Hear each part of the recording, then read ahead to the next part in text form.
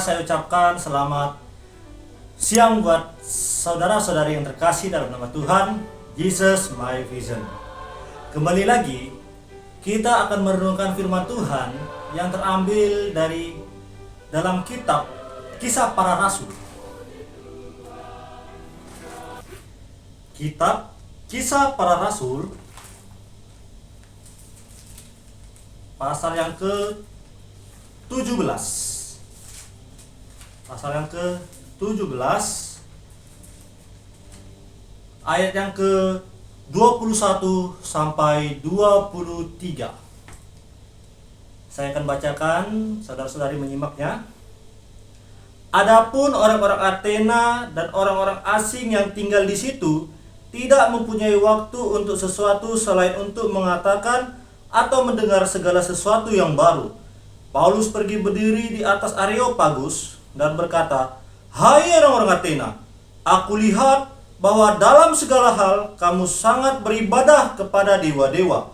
Sebab ketika aku berjalan-jalan di kotamu dan melihat-lihat barang-barang pujaanmu, aku menjumpai juga sebuah mezbah dengan tulisan, kepada Allah yang tidak dikenal. Apa yang kamu sembah tanpa mengenalnya, itulah yang kuberitakan kepadamu."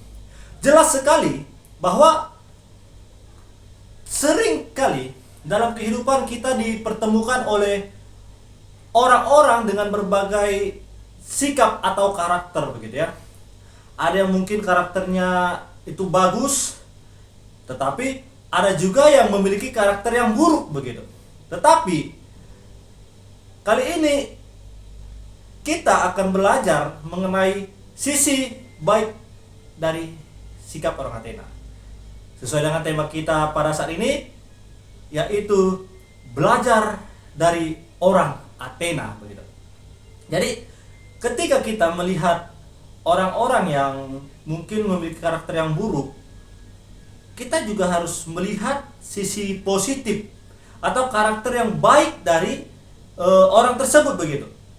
Jangan hanya karena orang itu kita lihat mungkin sembarangan dan lain-lain sebagainya, kita langsung mencap dia sebagai orang yang tidak beres atau orang yang mungkin tidak bisa berkembang, begitu, karena sisi buruknya terlalu dalam kita lihat, begitu.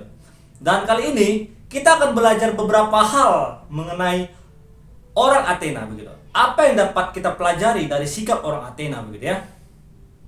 Apa yang dapat, sebagai poin kita, apa yang dapat kita pelajari dari sikap orang Athena, begitu.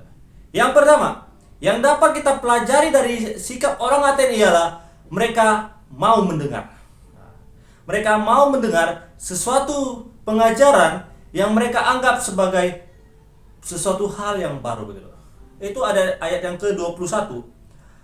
Adapun orang-orang Athena dan orang-orang asing yang tinggal di situ tidak mempunyai waktu untuk sesuatu selain untuk mengatakan atau mendengar segala sesuatu yang baru. Jadi jelas sekali bahwa di tengah-tengah kesibukan orang-orang Athena, mereka masih sempat untuk mendengar atau mengatakan sesuatu hal yang mereka anggap itu hal yang baru, begitu, atau hal yang membuat mereka penasaran, begitu. Jadi terkadang dalam kehidupan kita sebagai orang Kristen, kita sering sekali ya yang namanya seperti hal, saya sudah mendapat pengajaran, saya sudah di dalam Kristus, buat apa saya lagi mendengar sebuah pengajaran yang saya anggap baru, begitu. Sering sekali kita menganggap bahwa pengajaran saya benar tanpa mau mengujinya, begitu. Orang Athena adalah orang yang dari kecil dididik untuk menyembah para dewa, untuk percaya kepada para dewa. Hal itu jelas sekali akan kita perdalam lagi nanti di poin selanjutnya, bahwa di mana mereka benar-benar sangat giat, bahkan kegiatan mereka tersebut, kerajinan mereka tersebut terlihat dengan sebuah bukti, begitu. Bagaimana dengan kehidupan kita yang mengaku bahwa saya di dalam Tuhan, saya sudah hidup dalam kebenaran, tapi tidak memiliki prinsip seperti orang Athena. Tidak ingin membanding-bandingkan, tidak ingin mendengar pengajaran yang mungkin bisa jadi pengajaran tersebut lebih benar daripada pengajaran yang kita pegang selama ini. Betapa memalukannya kita, betapa malunya kita terhadap orang Athena jikalau kita kalah dari mereka. Lantas, bagaimanakah sikap saudara-saudari dalam menanggapi sebuah pengajaran? Apakah saudara-saudari bisa seperti orang Athena atau malah sebaliknya? Orang Athena memang walaupun dalam hal penyembahan mereka buruk, tapi dalam hal karakter mereka sangat bagus. Bahkan Alkitab sendiri mengatakan bahwa orang-orang Yunani itu adalah orang-orang yang berhikmat. Mereka suka mencari hikmat. Bagaimana dengan kita? Apakah kita suka mencari hikmat? Renungkanlah. Yang kedua, apa selanjutnya yang dapat kita pelajari dari orang-orang Athena? Yang kedua, mereka giat dalam kerohanian. Kita lihat di ayat 22. Paulus pergi berdiri di atas Areopagus dan berkata, "Hai orang-orang Athena, aku lihat bahwa dalam segala hal kamu sangat beribadah kepada dewa-dewa." Paulus memuji mereka dan mengatakan, "Hai orang-orang Athena, aku lihat bahwa dalam segala hal kamu sangat menyembah kepada dewa-dewa." Paulus memuji keaktifan mereka. Paulus memuji keseriusan mereka dalam kerohanian. Terkadang kita orang Kristen, ketika kita sudah lama melayani di suatu gereja begitu, terkadang ya kita akan merasa, oh, saya kan sudah lama, saya butuh istirahat. Bahkan banyak sekali orang Kristen yang mengaku Kristen dari kecil, mereka malas untuk pergi berjemaat. Mereka malas untuk membaca Alkitab. Mereka malas untuk berdoa begitu. Bagaimana dengan orang-orang Athena yang pada saat itu tidak mengenal sebuah kebenaran, namun mereka aktif dalam penyembahan kepada dewa mereka? Walaupun Paulus memuji keaktifan mereka, walaupun Paulus memuji keseriusan mereka di dalam menyembah, tapi Paulus sangat menyayangkan mereka menyembah dewa-dewa yang sebenarnya bukan dewa begitu. Tuhan yang sebenarnya bukan Tuhan. Allah yang sebenarnya bukan Allah, saudara-saudari. Sungguh disayangkan jikalau kita sudah memegang kebenaran, sudah memegang firman yang benar, firman dari Allah yang hidup, tapi kita tidak menghidupi kebenaran tersebut. Sungguh sangat disayangkan sekali, saudara-saudari.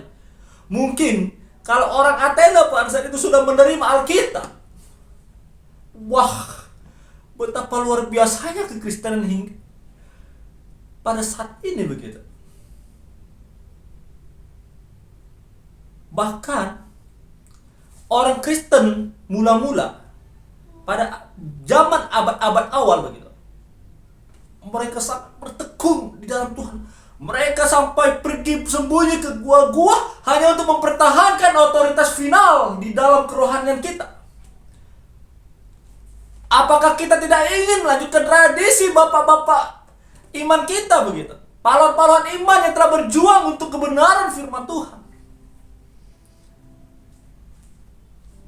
Bagaimana harusnya sikap kita ketika kita mengetahui bahwa orang-orang Athena ada orang-orang yang penuh semangat, penuh gairah di dalam menyembah Tuhan? Apakah kita ingin berusaha untuk hidup dengan bijak di dalam Tuhan?